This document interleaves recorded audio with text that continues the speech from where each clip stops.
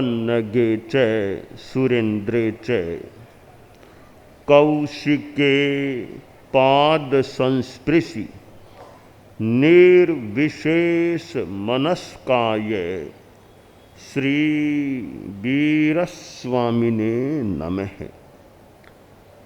आर्हत वाङ्मय में कहा गया है, लोगुत्तमे समणेनाय पुत्ते। श्रमण ज्ञात पुत्र भगवान महावीर लोक में उत्तम हैं। आज वैशाख शुक्ला दशमी है, जो भगवान महावीर का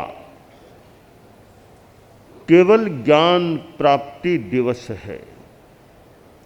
आज के दिन परम प्रभु, परम पूज्य, परम वंदनीय भगवान महावीर की साधना ने मानो एक निष्पत्ति प्राप्त कर ली थी। जो लंबे काल से वे पराक्रम करते आ रहे थे, उस पराक्रम का एक प्रमुख फल उन्हें आज के दिन प्राप्त हो गया था। आदमी पुरुषार्थ करता है तो पुरुषार्थ करने का तत्काल फल मिल जाए या कुछ लंबे काल के बाद फल मिल जाए, पर पुरुषार्थ किया है तो किसी न किसी रूप में सामान्यतया मान लें उसका फल तो जरूर आएगा। भगवान महावीर ने न केवल वर्तमान जीवन में आध्यात्मिक पराक्रम किया था, अपितु अपने पूर्व जन्मों में भी उन्होंने अध्यात्म की साधना का पुरुषार्थ किया था। आज यह ज्ञान का दिवस है, केवल ज्ञान प्राप्ति का दिवस है, ज्ञान से, दर्शन से जुड़ा हुआ दिवस है। इतना ही नहीं, यह एक वीतरागता की प्राप्ति से भी जुड़ा हुआ दिवस है। यह तो बहुत प्रसिद्ध होगा कि आज के दिन भगवान महावीर ने केवल ज्ञान प्राप्त किया था, केवल दर्शन प्राप्त किया था, पर इसकी पृष्ठभूमि में आज के दिन उन्होंने क्षीण मोह वीतरागता को प्राप्त किया था। इस बात को इतना हम स्पष्ट कहें न कहें, काम में आए न आए, पर केवल ज्ञान की पृष्ठभूमि में केवल ज्ञान का आधार तो वीतरागता थी। वह 12वें गुणस्थान का संस्पर्श भी उन्होंने आज के दिन किया था। तो यह क्षीणमोह वीतरागता की प्राप्ति का दिवस भी है। भगवान महावीर ने केवल ज्ञान प्राप्ति के बाद देशना भी दी, प्रवचन किया और मानो उनका एक कार्य हो गया प्रवचन करना।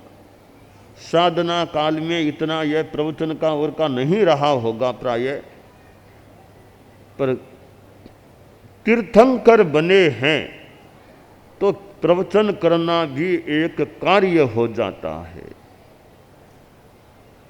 अलग अलग पदों के अलग अलग दायित्व हो सकते हैं।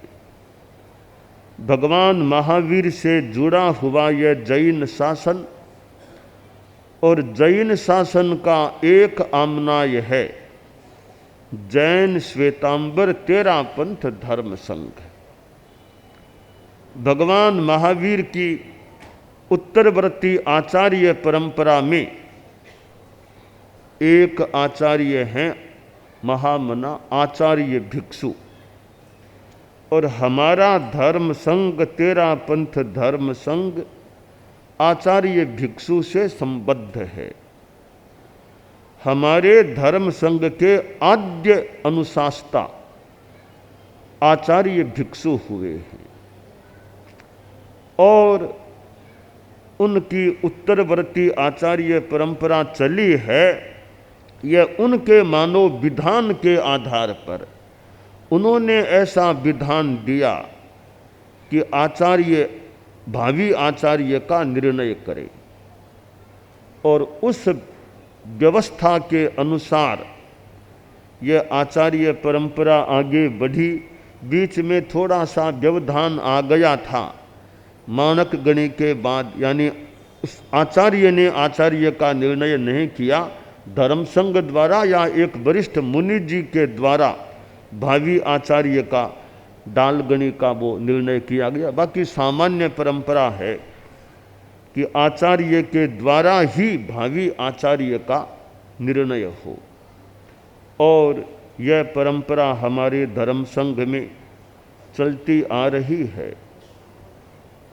आचार्य श्री तुलसी हमारे धर्म संघ के 9वें आचार्य हुए और 8 आचार्यों को तो मैंने यूं साक्षात उनके जीवन काल में उनको नहीं देखा, उनके बारे में तो कुछ सुना हुआ, पढ़ा हुआ, मनन किया हुआ हो तो वह बताया जा सकता है, पर आचार्य श्री तुलसी के बारे में तो मैं थोड़ा साक्षात मेरा देखा हुआ, केवल सुना हुआ नहीं, पढ़ा हुआ ही नहीं, मेरा देखा हुआ भी या उनके श्रीमुख से सुना हुआ भी कुछ कुछ मैं कोई बात बता सकता हूँ या जान सकता हूँ या स्मृति कर सकता हूँ। आचार्य श्री तुलसी हमारे धर्म संघ के 9वें आचार्य हुए और आज तक के 13 पंथ के आचार्यों के इतिहास में सर्वाधिक आचार्य काल प्राप्त करने वाले कीर्तिमान पुरुष आचार्य श्री तुलसी थे। 5 दशकों से भी ज्यादा उनका आचार्य काल रहा था और गुरुदेव तुलसी के फोटोज भी हैं। ये तो फोटो मैंने तो साक्षात देखा है उनको, ये तो फोटो दिखा रहे हैं और मैंने ही नहीं, हम में से कितनों ने देखा है। ठीक है, मैं थोड़ा उनकी और निकटता में रहा हुआ हो सकता हूँ और वर्तमान में शायद जितने साधु साध्वियाँ हैं शायद उनमें सबसे ज़्यादा या बहुत ज़्यादा निकटता में रहने का कुछ वर्षों तक मुझे मौका मिला हो सकता है। तो आचार्य श्री तुलसी को मैंने देखा और उनके आचार्य काल को भी देखा और उनके मानव शासन की प्रणाली को भी कुछ यत्किंचित प्रबंधन करते हुए भी उनको या प्रबंधन के उनके कार्य को भी मैंने देखा।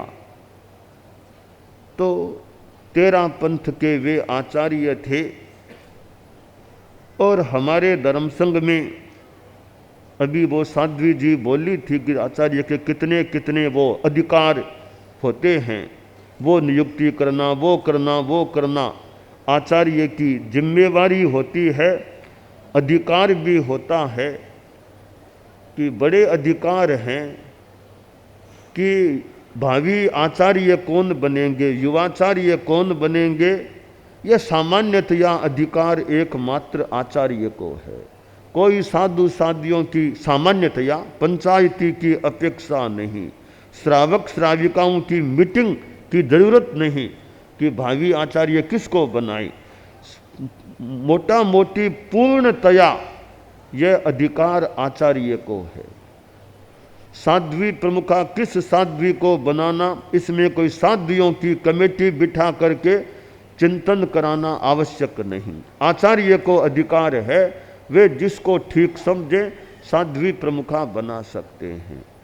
और तो क्या अगवानी किसको बनाना, अब कोई युवाचार्य को काम सौंप दें अलग बात है, बाकी वो भी आचार्य का मोटा मोटी प्राय अधिकार है।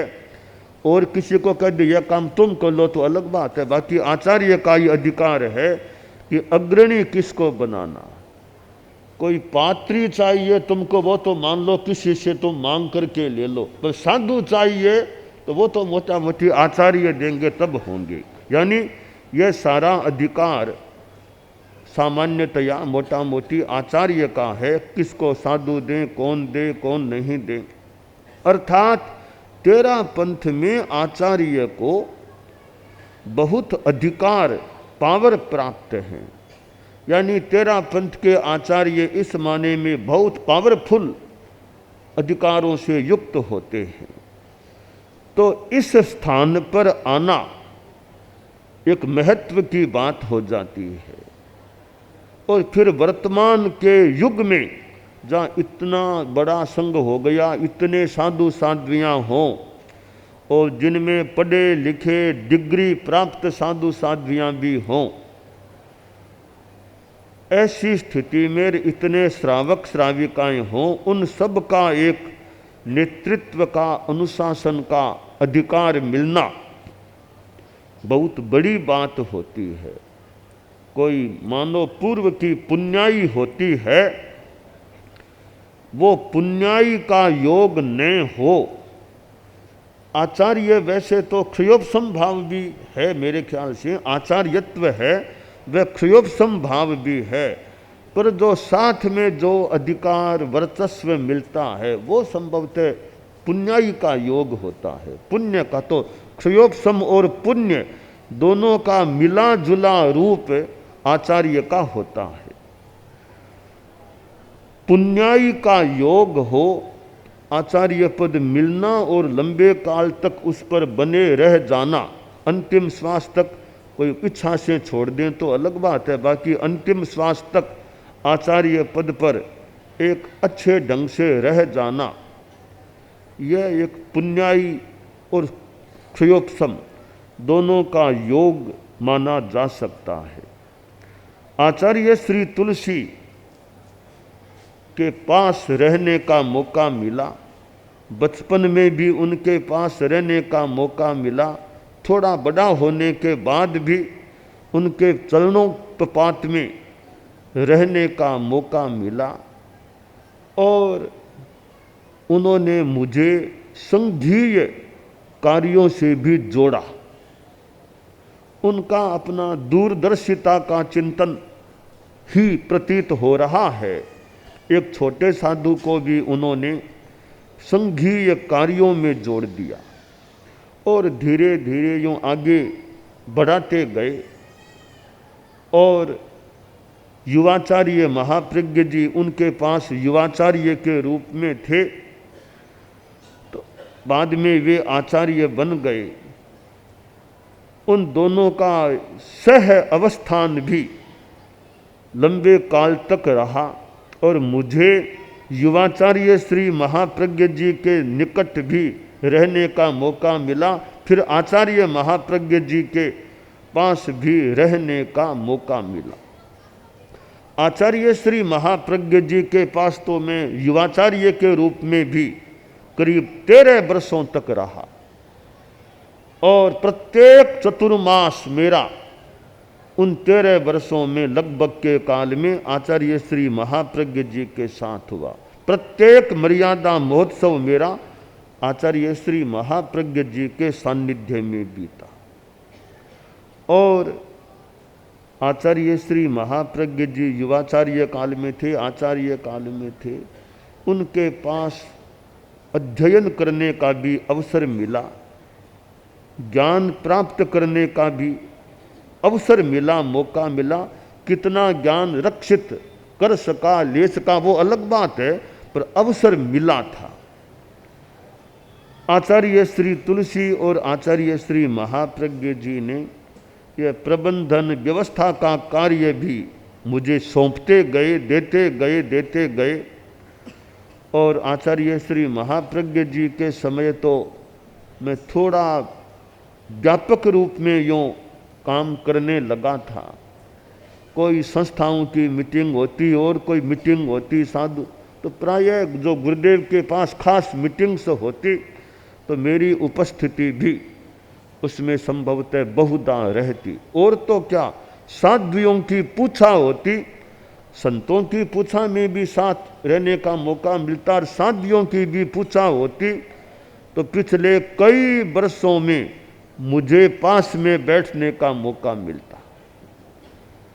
वो एक ट्रेनिंग का मानो समय था, मुझे ट्रेनिंग दी जा रही थी कि कार्य कैसे करना, साधियों की क्या स्थितियां होती है, संतों की क्या स्थितियां है, कैसे निर्णय, तो वो मुझे देखने का मौका मिला।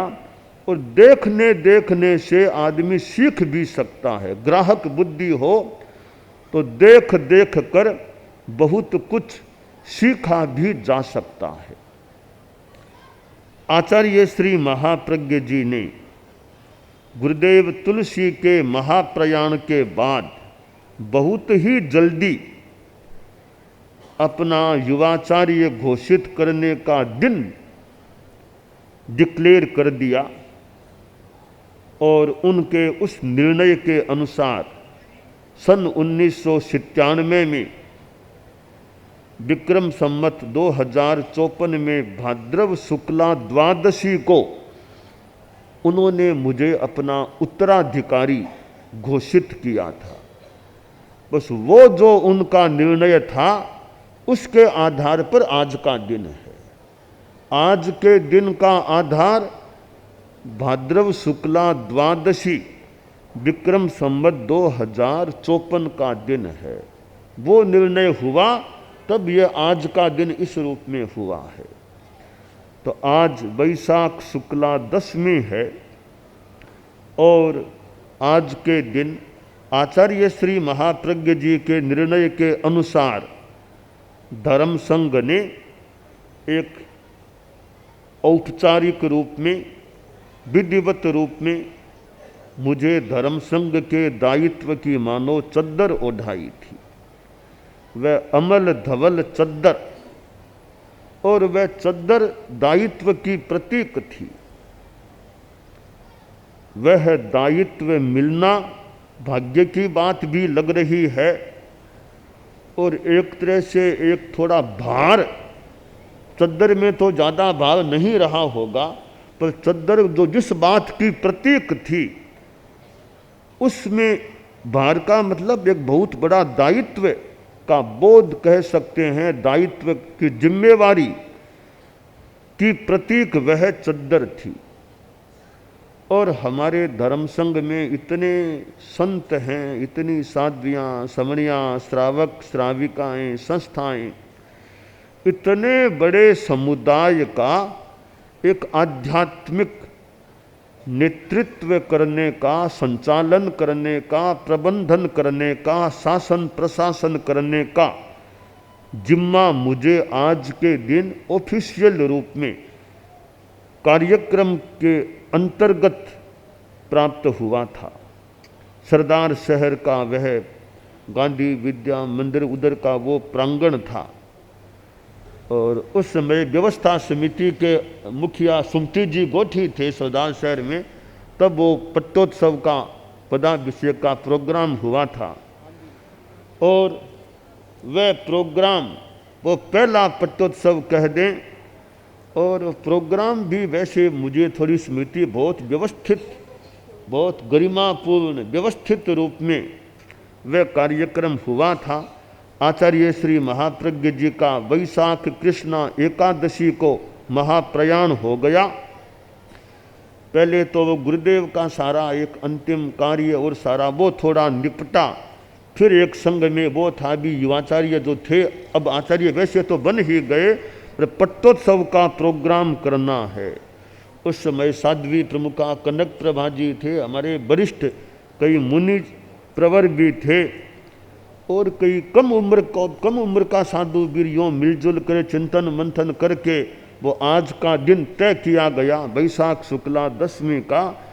और मुझे भगवान महावीर के साथ जोड़ दिया गया, भगवान महावीर के साथ जोड़ दिया गया। यूँ ही ये आचार्य तो तीर्थंकरों से जुड़े हुए ही मान लेने चाहिए। मुझे तो दिन के हिसाब से भी भगवान महावीर की कैवल्य प्राप्ति की तिथि और वो ही तिथि मेरी औपचारिक दायित्व ग्रहण की तिथि बन गई।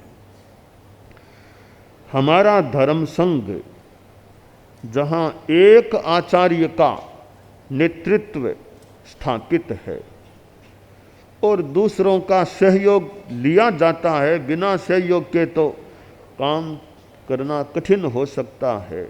हमारे साधु साध्वियाँ भी कितना श्रम करने वाले, सहयोग देने वाले। आगम में जो आया है, हवई किच्चाणम शरणम भूयाणम जगई जहा, यानी मैं इस बात को यूँ ले रहा हूँ कि आचार्यों को भी कईयों का इतना आश्वासन सा होता है, या हो तो वो भाग्य होता है कि अमुक काम तो अमुक को कह दें, वो देख, अमुक को कह दें, वो अपने आप देख लेंगे, देख सकेंगे।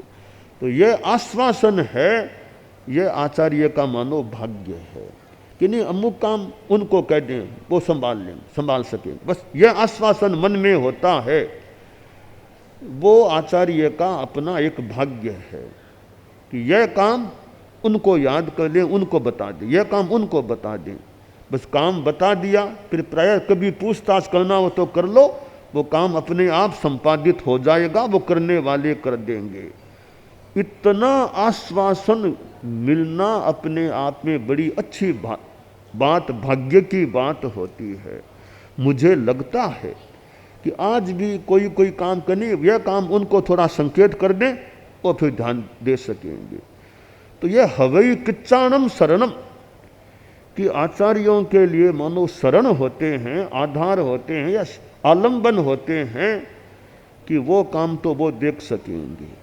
वरना इतना बड़ा व्यवस्था तंत्र है, हमारी यात्राएं भी होती है, इतना बड़ा संघ इधर उधर फैला हुआ है कि हमारे धर्म संघ की एक खासियत यह है, यह बहुत फैला हुआ है।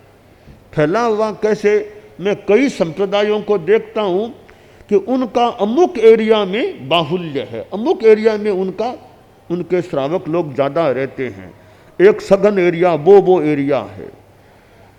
पर तेरा पंथ को मैं देखता हूँ कि भारत के कितने प्रांत ऐसे होंगे जहाँ तेरा पंथ के श्रावक श्राविकाएं नहीं रहते। हिंदुस्तान में जगह जगह, साउथ में देख लो, पूर्वोत्तर में देख लो, कोलकाता में देख लो, राजस्थान है ये, हरियाणा, पंजाब, एमपी, महाराष्ट्र, यानी ये इतने प्रांत हैं जहाँ तेरा पंथ के श्रावक श्राविकाएं फैले हुए हैं। एक संप्रदाय का इतना फैला हुआ होना, पता नहीं और कितने संप्रदाय ऐसे होंगे तो इतने फैले हुए हों, पर तेरा पंथ तो इस माने में व्यापक संप्रदाय है जो इतना फैला हुआ है। तो उस संप्रदाय की सार संभाल करना, और इतने साधु साध्वियाँ जो भारत के कितने प्रांतों में साधु साध्वियों का विचरण होता है, फिर समन श्रेणी और हो गई, तो समन श्रेणी का तो विदेश भी क्षेत्र बन गया। तो इतने साधु साध्वियाँ, समणी श्रेणी, श्रावक श्राविकाएं और हमारे व्यापक कार्यक्रम अनुव्रत, प्रेक्षा, ध्यान, जीवन विज्ञान, उनसे जुड़े हुए लोग, तो इतनों का कितनों का एक दायित्व आचार्य का होता है।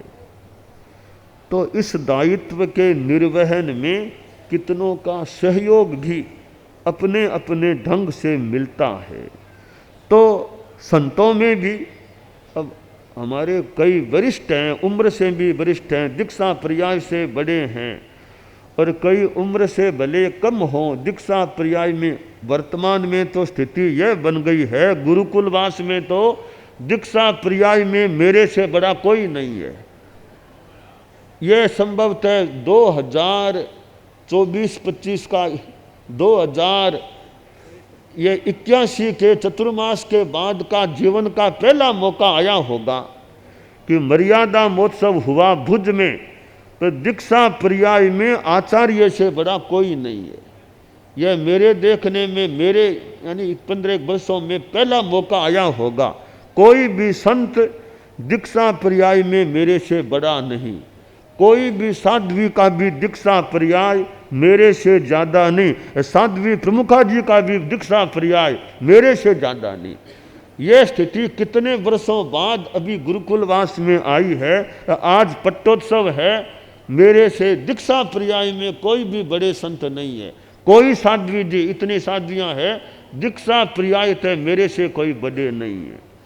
तो ये स्थिति अब बन गई है कि वरना बड़े संत गुरुकुलवास में महोत्सव में तो मिलना बहुत आसान होता है, वो आसान भी दुर्लभ सा इस बार हो गया कि कोई बड़ा नहीं है।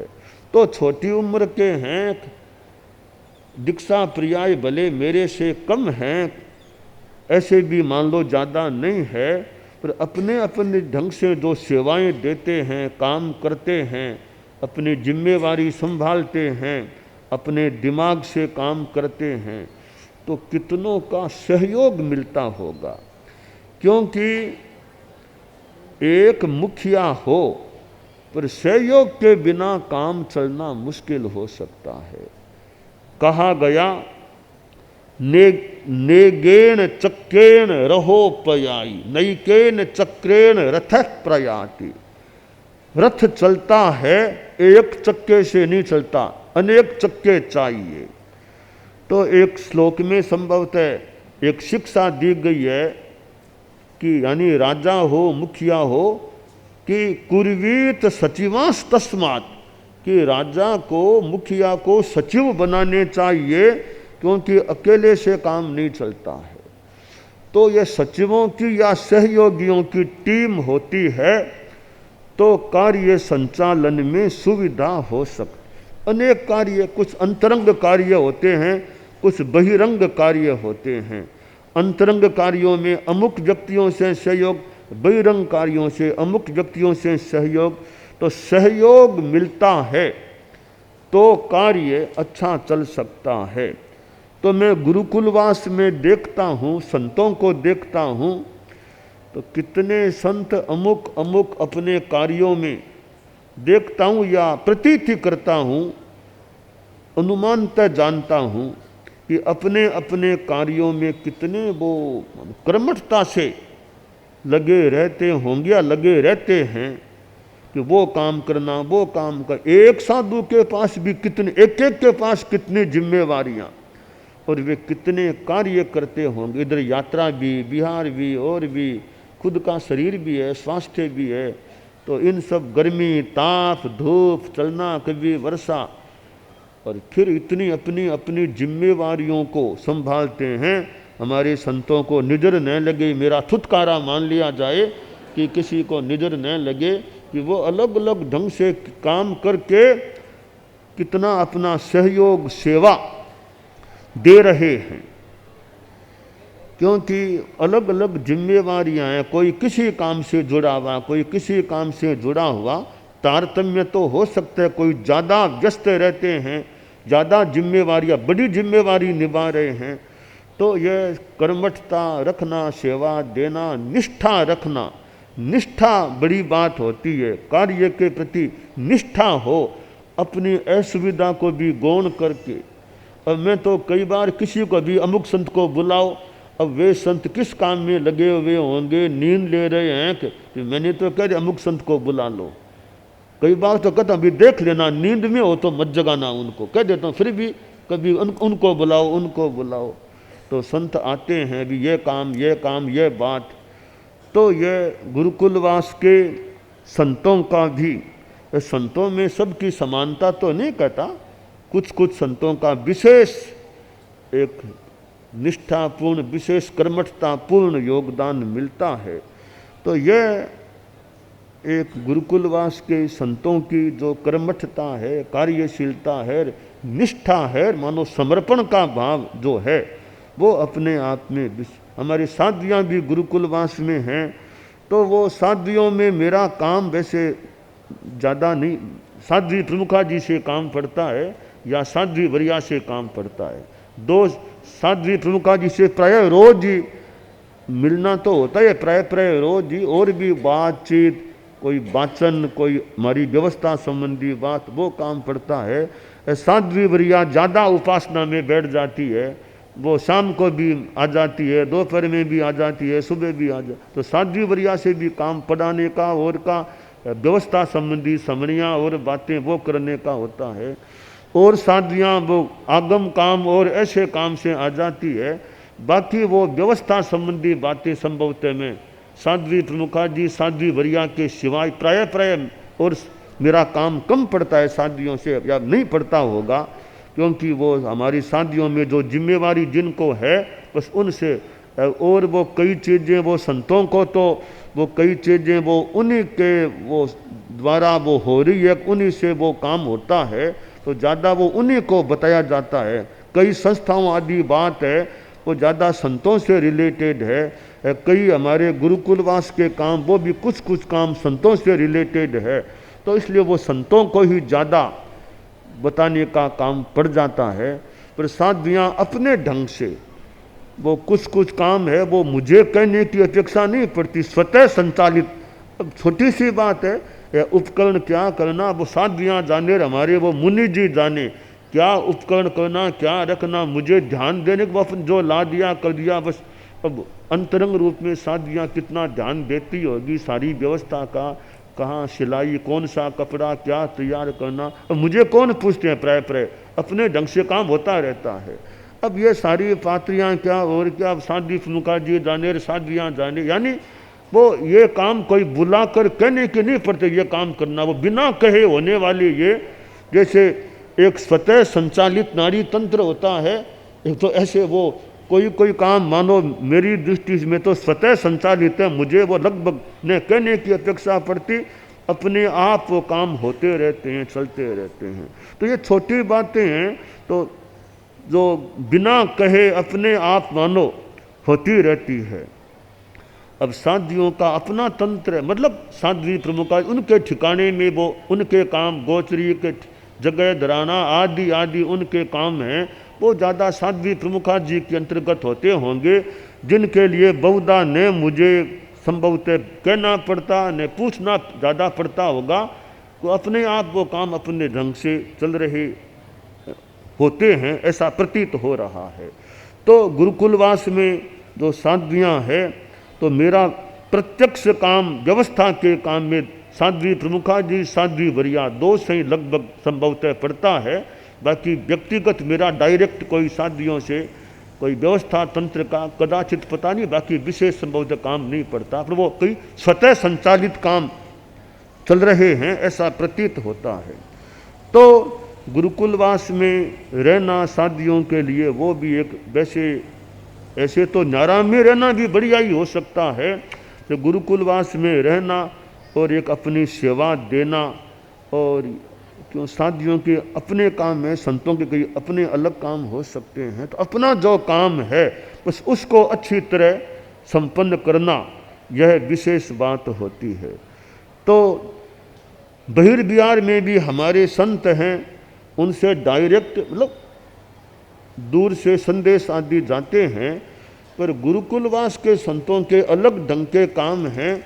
बहिर्बिहार वालों को अपना उनका जो क्षेत्रीय काम है, क्षेत्रों को संभालना, व्याख्यान देना, वहाँ के प्रोग्राम चलाना, वहाँ के लोगों को संभालना आदि उनके काम होते हैं, वो अपने ढंग से उनको काम करने का मौका मिलता है।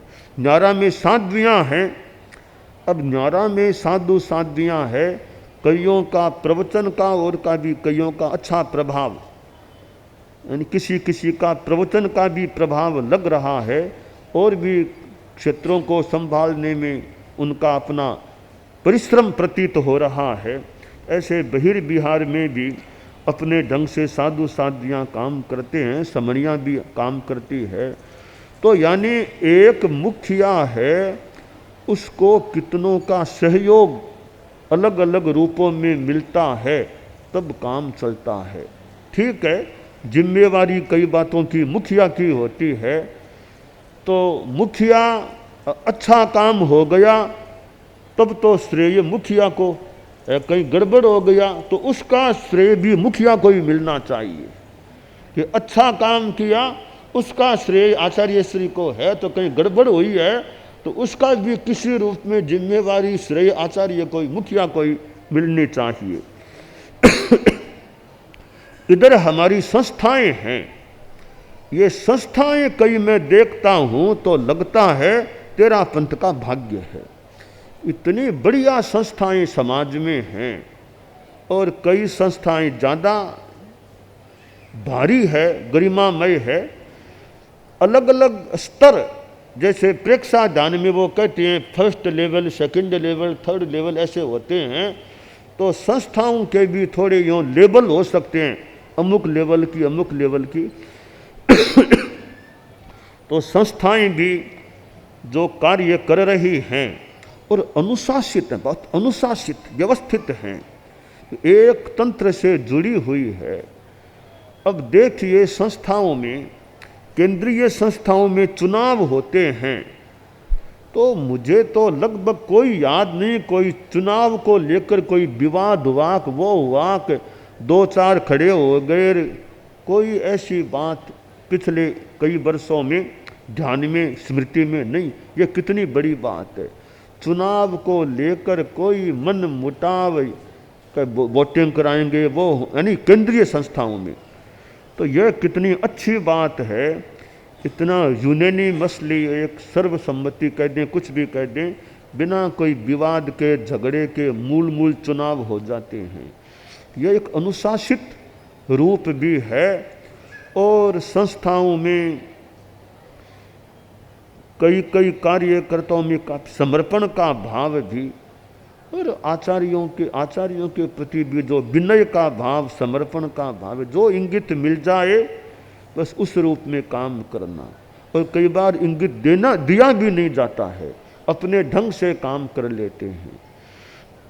तो ये इतनी अच्छी संस्थाएं आज तेरा पंथ समाज में हैं, वो समाज का सौभाग्य है, भाग्य है। और कितने कार्यकर्ता संस्थाओं से भी जुड़े हुए हैं, संस्थाओं को आगे बढ़ाने में, संस्थाओं के द्वारा समाज को, औरों को सेवा देने में योगदान दिया जाता है। तो ऐसी संस्थाएं, उनके माध्यम से भी अनेक रूपों में कार्य हो रहे हैं। हमारे आम श्रावक श्राविकाएं हैं, आप देखिए साधु साधियों की, चारित्रात्माओं की रास्ते की सेवा है और है, जगह जगह कहीं चिकित्सा के कार्य होते हैं। इतनी संख्या में चारित्र एक क्षेत्र में कि कितने दशक हो जाएं, 30 है, 40 है, इतनी बड़ी संख्या में साधु साधियाँ इकट्ठा हो जाएं, कोई रुग्ण है उनकी चिकित्सा होना। तो इस श्रावक श्राविकाएं, संस्थाएं साधु साधियों की सेवा भी जो कर रहे हैं, तो कितना बड़ा तंत्र है।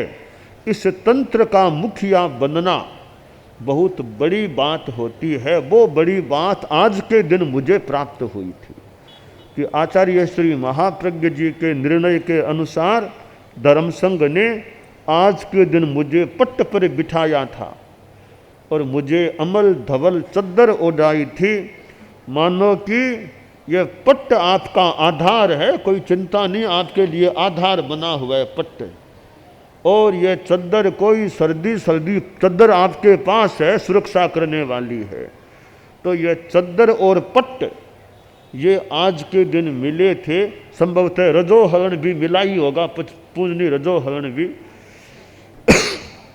तो जो मिले उसको 15 वर्ष आज संपन्न हो गए हैं। और इधर हमारे मुख्य मुनि मेरे साथ कई वर्षों से नियुक्त रूप में जुड़े हुए हैं, जो हमारे व्यवस्था तंत्र के कार्य में लेखन करना, निर्देश देना, चिंतन में साथ रहना, रिकॉर्ड रखना, मुक्त, ये अनेक ऐसे काम हैं। एकदम मुख्य मुनि भी इस व्यवस्था तंत्र से जुड़े हुए हैं। कभी रात में, कई बार ये अचानक, मतलब कभी रात में, कभी आहार के आसपास आज, यानी वो अकस्मात कोई समाचार आते हैं तो वो तत्काल उनका उत्तर देना आवश्यक है। तो वे जब कभी मेरे पास यूँ आ जाते हैं तो वो, बाकी टाइम पर तो आना है ही प्राय पर, और भी बिना टाइम भी काम से आ जाते हैं। तो हमारे इस व्यवस्था तंत्र के एक ये पदस्थ मुख्य मुनि महावीर हैं, जो कई वर्षों से मेरे साथ जुड़े हुए हैं और आगे खूब काम करते रहे, विकास होता रहे। इधर बहुत परिषद के भी संयोजक हैं, और ज्ञान का भी बहुत, आचार्य के लिए तो और संतों के लिए भी मान लो वैसे कि ज्ञान का भी बड़ा महत्व, जिनमें प्रतिभा हो। यानी आचार्य, हालांकि शास्त्र में तो कहा गया है कि कई आचार्य आसाधना न हो, वो ज़्यादा ज्ञान वाले नहीं होते हैं, ज़्यादा बुद्धि वाले इतने नहीं होते हैं, थोड़े से सामान्य मान लो, मंद मान लो, तो आचार्य पद पर हैं, पर प्रतिभा ज्ञान की दृष्टि से वे ज़्यादा विकसित नहीं भी होते, फिर भी वो आचार्य तो हो ही सकते हैं। परंतु आचार्य के पास ज्ञान भी हो तो बढ़िया बात, अच्छी बात होती है कि आचार्य कोई बात का उत्तर दे सकें, खंडन करना हो तो खंडन भी कर सकें, तार्किकता के साथ अपनी बात को प्रस्तुत कर सकें। यह अर्हता भी आचार्य में हो, यह श्रुत ज्ञान का विकास हो, आगम से संपर्क हो। और मैं तो आगम को बहुत महत्व देता हूँ, मेरी आगमों के प्रति काफ़ी एक रुचि या आकर्षण है कि भी आगम में यह बात है, वो एक साधियाँ काम करती है, वो आगम का कोई अक्षर है उसको आगे पीछे करना बहुत बड़ी बात है। आगम में जो अक्षर है वो है, उसको हम अपने दिमाग से ऐसा वैसा कर दें, यह नहीं, बहुत छानबीन करके एक ध्यान देकर प्रतियों में क्या आया है, वो झटपट कोई आगम के अक्षर को हम अपने ढंग से टिप्पण में भले लगा दो भी, यह कैसे आ गया, अपने पाठ को इधर उधर करने की हिम्मत बहुत ही मानो ध्यान देकर।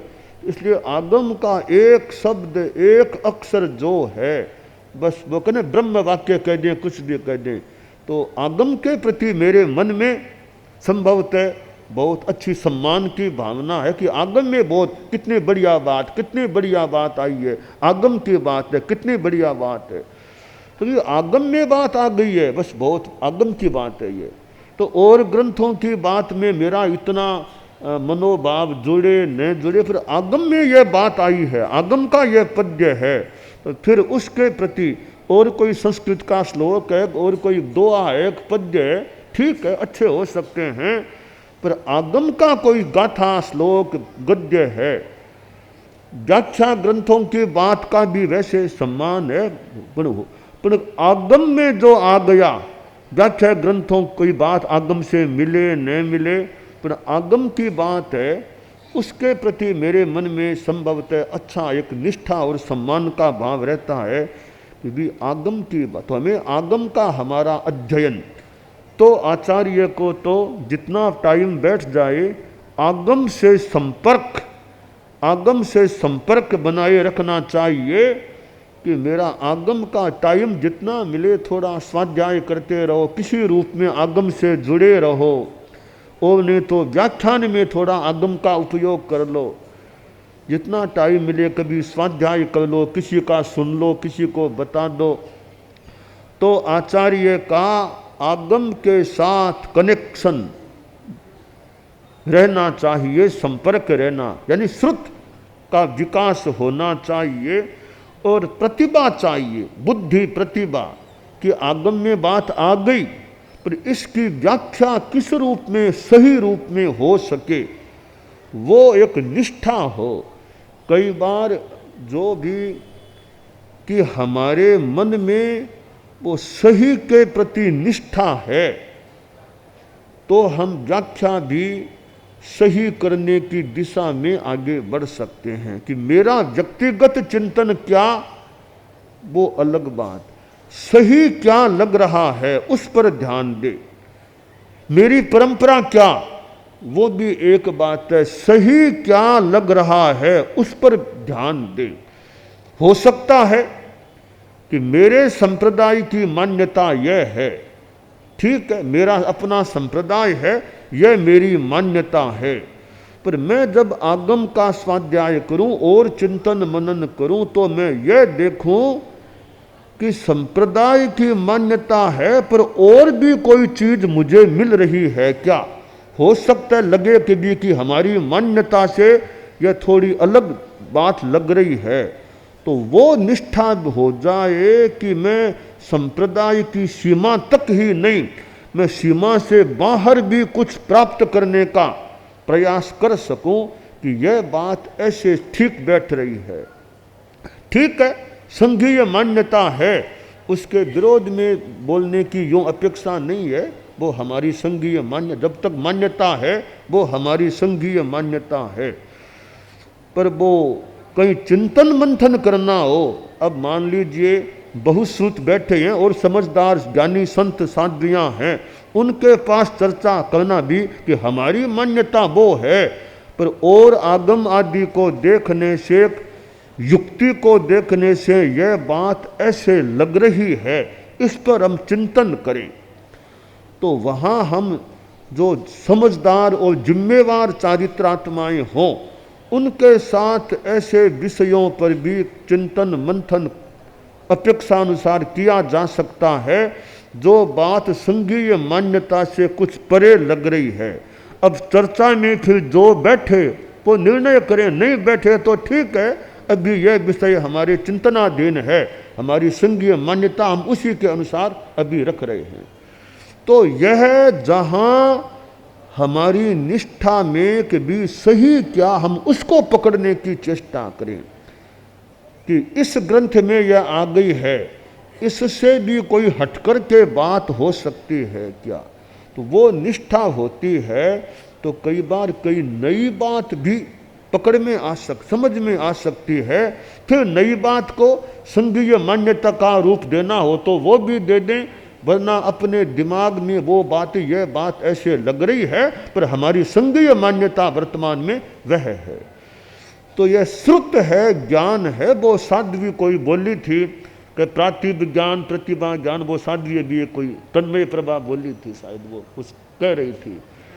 तो ये प्रातिभ ज्ञान है, प्रतिभा ज्ञान, खैर मैं अपनी बात मैं भले नहीं भी कहूँ, पर यह सामान्य बात है कि जहाँ किसी कार्य के प्रति निष्ठा हो, जैसे संघ का मुखिया तो संघ निष्ठा हो, संघ की हितैषिता गहरी हो, संघ का हित कैसे, संघ के व्यक्तियों की उचित व्यवस्था कैसे, यह संघ निष्ठा भीतर में है और खुद का ज्ञानावरणीय का क्षयोपशम भी है, तो कई बार कोई रास्ता, यह निर्णय ऐसे कर दें, यह ऐसे कर दें कि भी हमें तो हित करना है, तो वो निष्ठा भीतर में होती है। ज्ञानावरणीय का क्षयोपशम भी हो तो कई बार अनुकूल निर्णय भी हो सकते हैं।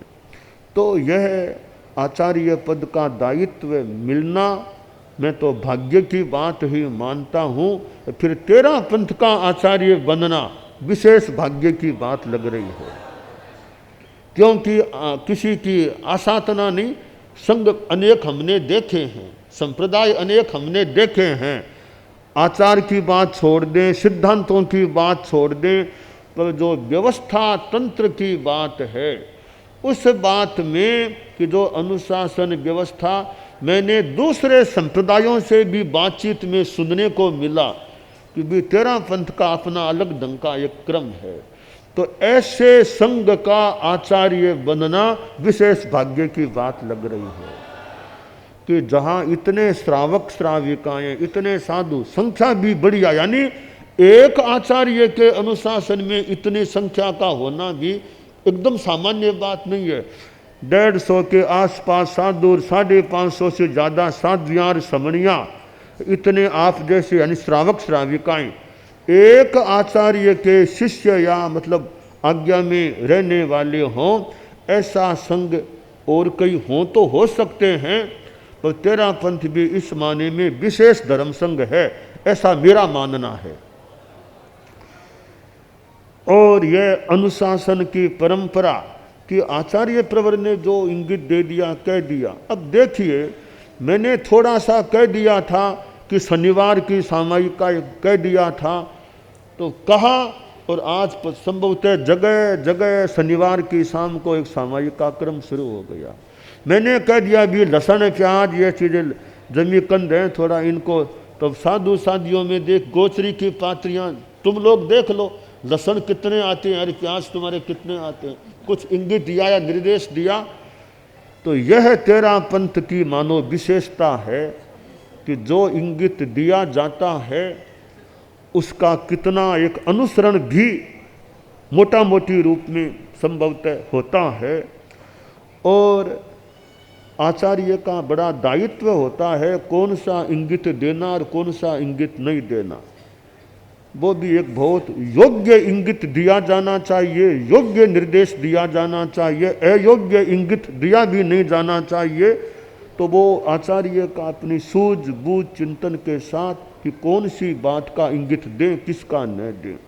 तो यह तेरा पंथ जिस रूप में वर्तमान में अनुशासित है और इतना काफ़ी अंशों में मर्यादित है, और श्रावक श्राविकाएँ भी इतने व्यवस्थित मर्यादित प्राय कह दें अनुशासित रहते हैं, और कहीं गलती भी हो जाए तो गलती पर भी कुछ कहा जाए तो कई लोग तो बड़े उसको भी, चाहे संतों को देख लें, साधियों को देख लें, श्रावकों को श्राविकाओं को थोड़ा इंगित तरीके से करें तो उसको भी स्वीकार कर लेना, सम्मान के साथ बात को मानना। यह एक तेरा पंथ की हमारी जो स्थिति है वो आगे भी यूँ हमारी अक्षुण्ण रहे और ज़्यादा पुष्ट होती रहे, चलती रहे। तो हमारे धर्म संघ में साधु साधियों का भी जो योगदान है और श्रावक श्राविकाओं का योगदान है, समणी श्रेणी अपने ढंग से सेवा देती है, काम करती है, श्रावक श्राविकाओं का योगदान है। वो कई बार ये रास्ते की सेवा गुरुकुलवास में ये डेरे होते हैं तो मन में कभी आता है, अरे ये धूप में बैठे होंगे, धूप में खड़े होंगे, इतनी धूप है, ये डेरे अच्छे घराने के लोग हैं, कोई निर्धन लोग नहीं हैं, पैसे वाले लोग हैं, ये हमारे साथ यूँ रह रहे हैं, जिनके अपने मकान होंगे, शहरों में रहने वाले होंगे, और ये गांवों में और में जगह जगह डेरों में अपने रहते हैं। गर्मी है, सर्दी है, वर्षा है, तो कितनी बड़ी बात है। ऐसा नहीं कि सामान्य को भेज दें, वो खुद जो पैसे वाले लोग होंगे आपकी दृष्टि में, जिनके अच्छे कारोबार होंगे, कमाई का अच्छा क्रम होगा, उन घरों के व्यक्ति साथ में यो गुरुकुलवास में रहते हैं, सेवा करते हैं, खुद अपनी गोचरी कराना, खुद रहना, कितनी बड़ी बात है ये। और संस्थाएं भी कई साथ में रहती होगी, पर श्रावक जो खुद धनाढ्य लोग हों और वो यूँ गर्मी में, धूप में, डेरों में, तंबुओं में यूँ रह करके सेवा करना, वो 2-4 दिन नहीं, लंबे काल तक कई वर्ष बीत गए और यूँ वो चलते हैं। कईयों के वो आते रहते, आज वो आ गए, फिर वो आ गए, कई रूपों में या अनेक रूपों में यूँ जो गुरुकुलवास में ये श्रावक श्राविकाएँ सेवा देते हैं। और यहाँ के तो आगे से आगे मंजिल को देखना और देखना, और मुनि जी का साथ में गृहस्थों का कितना सर्वे करना, वो करना, देखना एक कार्य होता है। तो गुरुकुलवास में भी कई भी कठिनाई है, कभी कुछ है, तो किस प्रकार संस्था लोग अपने अपने ढंग से जिम्मेवारियां संभालते हैं। तो ऐसा हमारा ये धर्म संघ है, उस धर्म संघ के आचार्य पद को प्राप्त हो जाना यह बड़े भाग्य की बात हो सकती है। और जहाँ कभी चतुर्मास कहाँ करना, ये जहाँ कह दिया उस पर ध्यान दो, ये कितनी बड़ी बात। एक तो यह हो कि हमने भेज दिया, उस पर आप साइन कर दो, एक तो यह बात हो कि चौमा हम अपनी इच्छा से करेंगे, आपका मान सम्मान रखेंगे कि साइन आप कर दो, बस अब हम चौमासा करेंगे। यहाँ साइन ही नहीं है, केवल कोरा साइन ही नहीं है। ऐसा नहीं है कि चौमासा हमने ये तय कर लिया, अब साइन आप कर दो, तो रबड़ स्टाम्प किसी बात हो जाती है। हमारे या रबड़ स्टाम्प नहीं, वो तो कि चौमासा भी हम जहाँ कहें, हाँ हम तुम्हारी सुविधा को देख लें, तो वो निर्णय हमारी ओर से, हमारे संघ की यह एक विशेषता या अच्छी बात है कि साधु साधियाँ इस प्रकार अनुशासित रहते हैं, इतनी सेवा करने वाले हैं।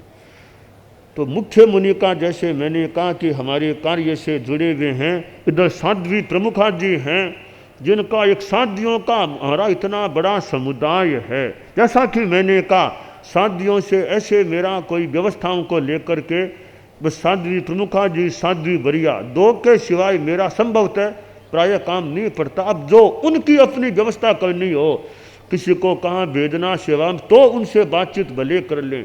तो वैसे कई बार इंटरनल या साध्वियों से बात साध्वी प्रमुखा जी बहुधा संभवतः कर लेती है, पूछा भी होती है बहुधा, तो संभवतः पहले साध्वी प्रमुखा जी के पास बात हो जाए, बाद में मेरे पास बातें आती है। यानी थोड़ा छन करके थोड़ा फिर मेरे पास आती होगी बातें। तो साध्वी समुदाय का भी बाहर भी हैं, यहाँ भी हैं, तो उनकी संभाल भी एक जिम्मेवारी का काम है। तो साध्वी प्रमुखा जी का भी इस माने में जितना जो है क्रम है वो सहयोग मिलना। और भी साध्वियों के ठिकाने में तो मोटा मोटी साध्वी प्रमुखा जी देख ले क्या करना, हमें जहाँ जहाँ कहना वहाँ कह दें, ताकि मुझे मुख्य बात बताए, यह बात ऐसे करना, ये ऐसे नहीं, वो हम कह देते हैं। बाकी भी हमसे जो ज़रूरत है वो साध्वी प्रमुखा जी भी अमुक साध्वियों को वहाँ भेजना, उनको चिकित्सा कराना, वो बता दे, हम व्यवस्था बता दें। बाकी मोटा मोटी वो साध्वियों की बात साध्वी प्रमुखा जी जो ध्यान दे रही है वह भी बड़ी सेवा है। इधर श्राविकाओं को भी संभालना होता है, तो हमारे साध्वी प्रमुखा जी भी एक पदस्थ हैं, और उनका भी मैंने कहा ना अनेक व्यक्तियों के सहयोग से काम चलता है। तो साध्वी प्रमुखा जी का भी अपना योगदान है, सहयोग है। और आज 3 साल करीब होने को आ रहे हैं आप एज ए साध्वी प्रमुखा अपनी सेवा दे रही हैं। आप तो एक तरह से पुरानी अनुभवी है, एकदम नई नहीं है, पहले समणी नियोजिका, फिर मुख्य नियोजिका, यूँ ऊपर चढ़ते विकास करते करते अनुभवी मानो यूँ काफ़ी देख लिया। अब काफ़ी मतलब पकी पकाई हो ना, पकी पकाई अनुभव की ऐसे साध्वी प्रमुखा जी हैं, तो कोई तो बहुत देखा हुआ जाना हुआ।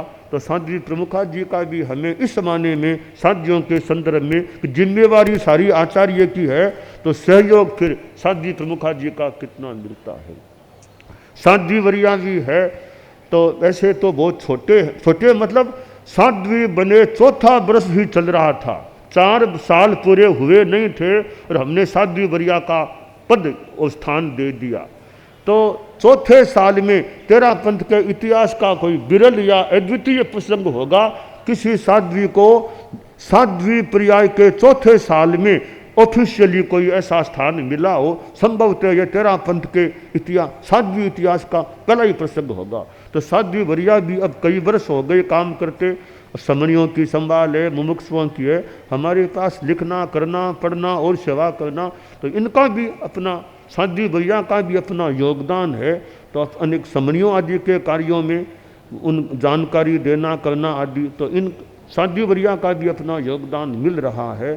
तो यूँ हमारे पदस्थ तो 3 चारित्रात्माएँ हैं, वो हमारे इस प्रबंध के कार्य से, शासन प्रशासन के कार्य से, व्यवस्था के कार्य से निकटता से जुड़े हुए हैं। गुरुदेव तुलसी के समय भी 4 होते थे। एक बार गुरुदेव तुलसी स्वयं आचार्य थे, इधर युवाचार्य महाप्रज्ञ जी थे, महाश्रमण मुदित कुमार, साध्वी प्रमुखा कनक पाजी, कुल 4 होते थे। वही स्थिति आज है, आज भी हम 4 वैसे मेरे साथ यानी 3 हैं।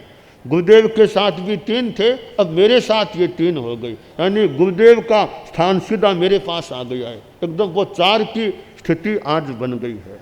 तो आचार्य श्री तुलसी जिनका कितना एक मेरे प्रति मतलब कृपा कह दें, दृष्टि कह दें, परिश्रम कह दें और आश्वासन कह दें कि मैं ऊपर जाकर देखूंगा, मैं ऊपर जाकर देखूंगा कैसे काम करते हो, ऊपर जाकर देखूंगा मैं। ये उनका वाक्य बड़ा महत्वपूर्ण था कि ऊपर जाकर देखूंगा तुम लोग कैसे काम करते हो। तो पता नहीं अब मुझे उनका वाक्य था, तो हो देख रहे हो तो देख रहे हो। तो आचार्य श्री तुलसी का मतलब बचपन से उनके पास छोटा था तो वो उच्चारण शुद्ध कराना, मेरा कंठस्थ ज्ञान को सुनना, यूँ धीरे धीरे फिर आगे बढ़ाते गए। कितना यूँ श्रम भी मेरे लिए श्रम किया, कैसे क्रम से मुझे संग में आगे ऊंचा उठाना बढ़ाना। और आचार्य श्री तुलसी के विद्यमानता के समय में ही उत्तराधिकारी मुदित कुमार का निर्णय हो जाना, यह एक तेरा पंथ के इतिहास की विलक्षण बात है, क्या अपूर्व बात है कि एक तरह से दो आचार्यों के रहते, यानी पूर्व आचार्य भी हैं और वर्तमान आचार्य भी हैं, यो 9वें और 10वें यो दो आचार्यों की विद्यमानता में 11वें अधिकारी का निर्णय हो जाना तेरा पंथ के इतिहास की प्रथम घटना संभवतः है ये। अर्थात आचार्य श्री तुलसी ने और आचार्य महाप्रज्ञ जी ने कितना व्यवस्थित चिंतन किया कि आगे की सोचें, और स्वयं आचार्य थे, वे युवाचार्य थे, तभी मानो सोचना कि युवाचार्य के बाद कौन, तो कितना उन्होंने एक अच्छा दायित्व का अनुपालन किया कि भविष्य के बारे में सोचें।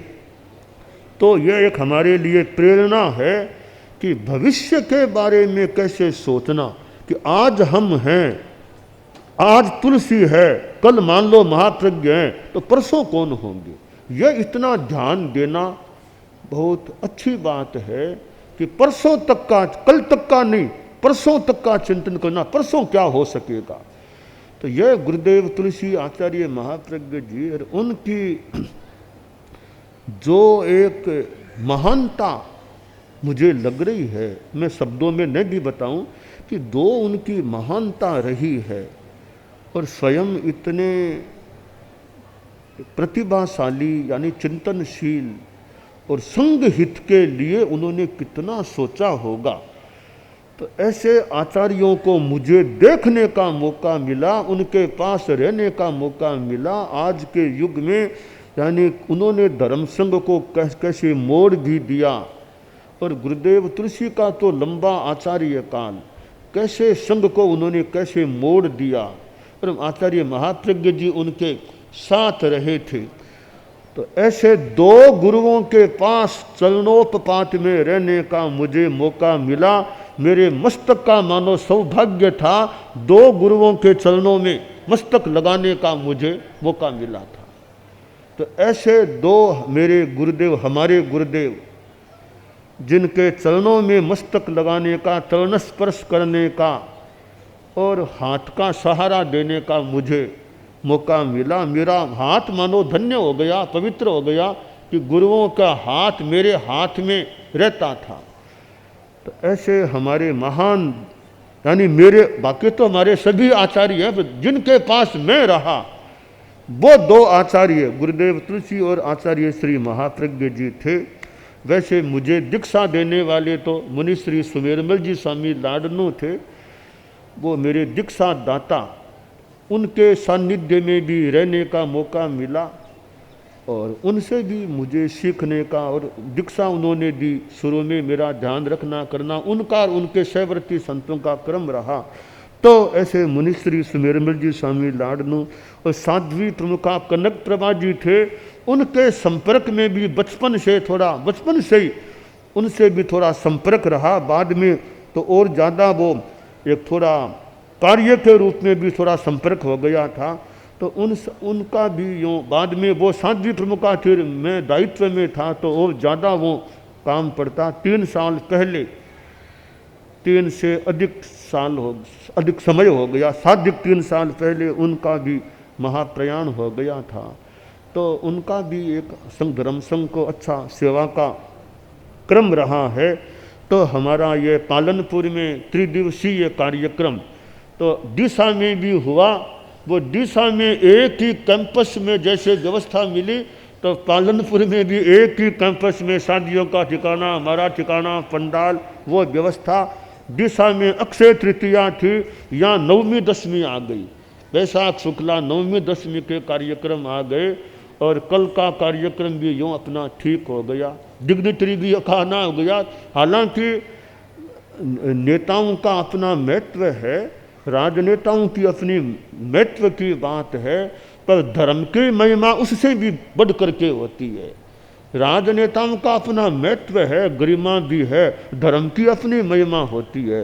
तो हमारा धर्म का कार्यक्रम है, धर्म संघ है, तो हमारी धर्म की साधना अच्छी चलती रहे। तो पालनपुर का भी आज तीसरा अब दिन है, कल यथासंभव या यहाँ से भी अब बिहार करना है अपना दो दो प्रोग्राम और 5 तारीख का वो कार्यक्रम ठीक रह अच्छा हो रहा है।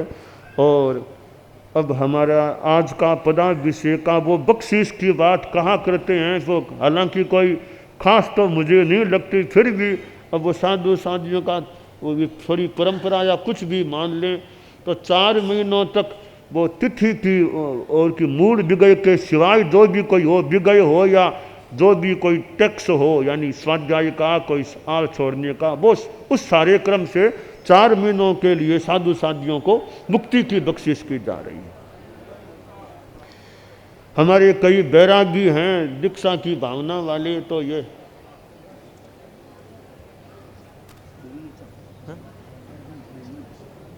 बोलने को छोड़ दिया ये एक बार। जैसे ये अरहम कुमार है, जिगर के कोई नातिले हो इनके, तो जिगर के कोई नातिला आगे ना, जिगर के नातिले, अरहम के नातिले भी हों तो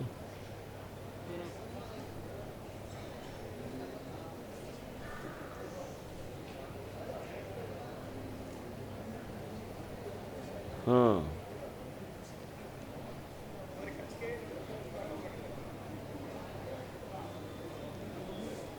हाँ, ये अरहम के हैं, अरहम के माता जी है ना, नानी जी है, नानी जी।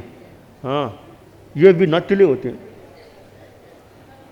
वैसे व्यवस्था समिति के हैं अहमदाबाद के, चतुर्मास उधर के। तो एक तो अरहम कुमार, एक जिगर के नातिले को माता जी है।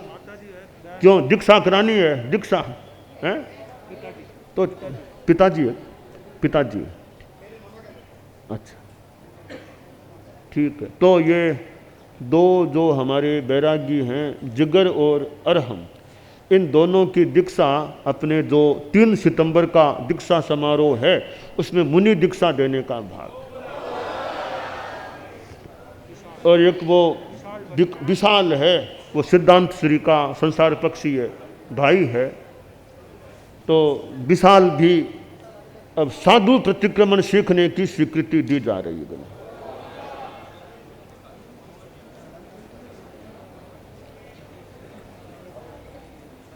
हाँ हाँ हाँ, ये विशाल के पिताजी होंगे ना। अच्छा हाँ, अच्छा हाँ ठीक है, साधु प्रतिक्रमण सीखने।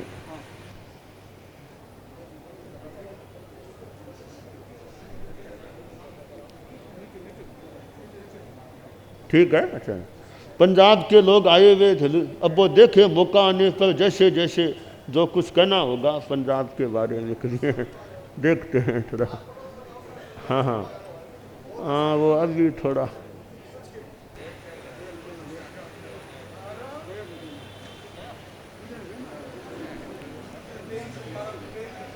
हाँ वो ठीक है। अब नहीं, इतना सा एक टाइम वो तय कर दे कब कहना है। तो ऐसा है कि पंजाब के बारे में मतलब चतुर्मास करना या नहीं करना, करना हो तो कहाँ करने की वो संभावना या निर्णय, जो भी करना या नहीं करना, करना हो तो कहाँ करना या करने की संभावना, जो भी वो निर्णय का दिन तय कर दे तब निर्णय। तो मेरा ऐसा चिंतन, छोटी खाटू में माघ शुक्ला सप्तमी को हम पंजाब के बारे में चतुर्मास करना है या नहीं करना, करना है तो कहाँ करना, जो भी कहना होगा डेट दिन फिक्स कर देते हैं। माघ शुक्ला सप्तमी दिनांक तो अपने हिसाब से छोटी खाटू का जो मर्यादा महोत्सव है 24 तारीख,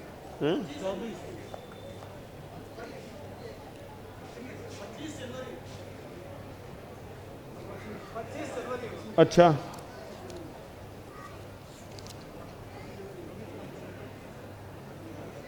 25 जनवरी 2026, उस दिन हम पंजाब के बारे में चतुर्मास की जो भी करना होगा यथा से, वो जो भी